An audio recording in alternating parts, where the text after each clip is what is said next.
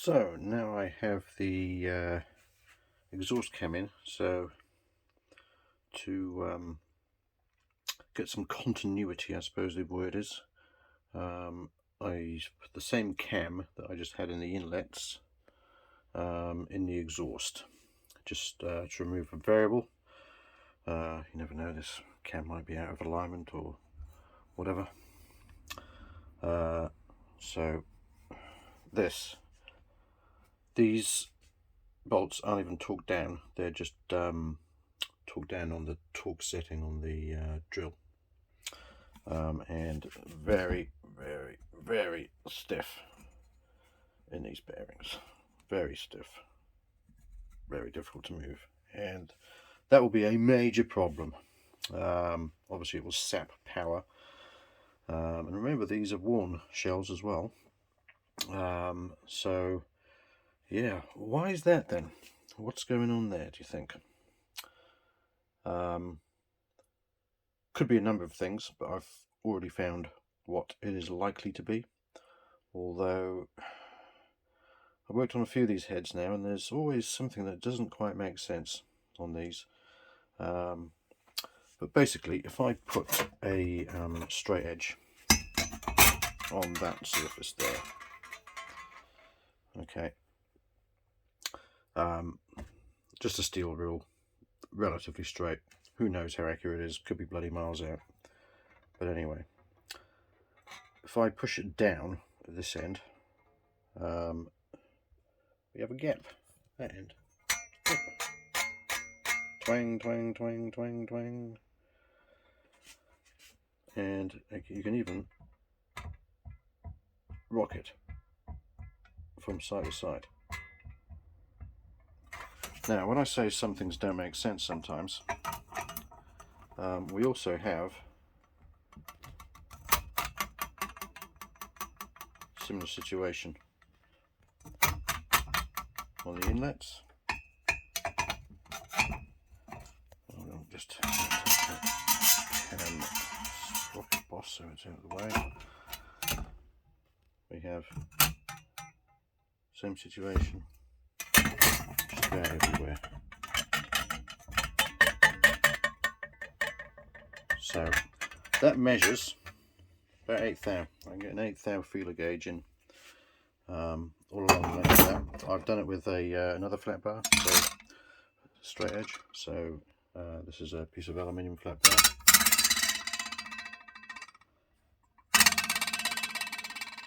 Again, same gap basically. So nobody knows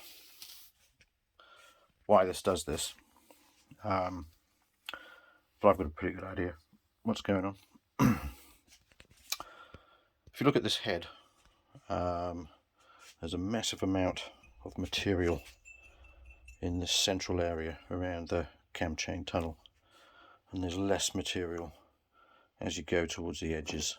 You know, out here there's a lot less material than there is in this area, and again in the central area there's a lot more material again. So these heads go you know, through many heat cycles over their lives, and this is a 43-year-old head. This is off a Z1R, made in 1978 or thereabouts, probably 77. And as they go through heat cycles, they fatigue. Everyone knows about aluminium fatigue, you heard about it in aircraft, some cracks appearing. But what happens with aluminium castings is, well, what can happen is that they can fatigue through thermal cycles and end up warping, and that is what goes on.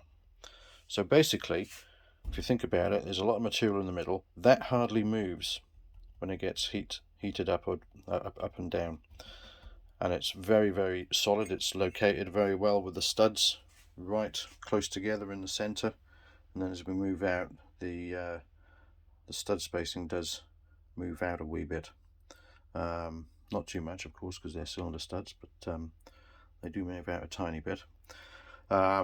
So there's less support out here, and that's why Kawasaki put this poxy little 6mm fastening right on the edge, in an attempt to try and keep this flat and where it should be, but it doesn't. So what happens is this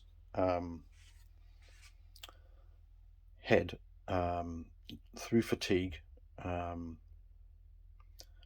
basically distorts, and you get a high spot in the middle, and then it dips down on each side.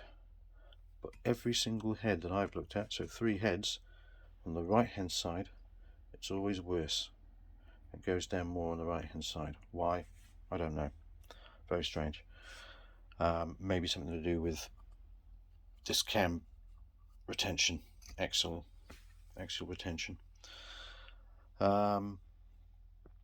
So yeah, so I've got a freely spinning inlet camshaft and a locked up exhaust camshaft using basically the same bearing shells, same cam, obviously different caps. The other thing that happened is someone's dicked around with the caps and shaved a bit off the underside of the caps when they've used really worn out shells or something friggin' daft like that. I don't think so. I don't think that's happened. These shells don't look like they've been fucked around with at all. They look pretty good. So what's the remedy? Well, there is a remedy, which I'm going to try out with. I'm going to try out a couple of things, but I'm going to try out modifying the shells to start with. These shells as an experiment. I haven't done it before, so it's good to have a spare set of throwaway seals, shell bearings, if you like. If I fuck it up, that's fine, and throw them in the bin. But yeah, basically, starting on number 2, the 2 bearings in the cap, I am going to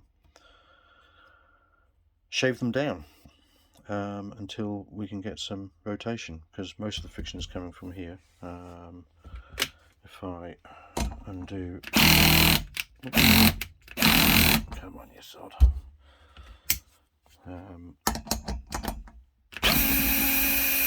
If I undo these, so we take the tension off, that's much freer. Still a bit of a bind over this side, but much freer. So most of the friction is coming from cap number 2. I'll also do a check on the end float just to make sure that nothing's being held up in here. You know, the friction's coming axially, from axial contact rather than radial contact on the bearings, but I don't think so, but I'll do that check anyway. And yeah, basically that's where we are.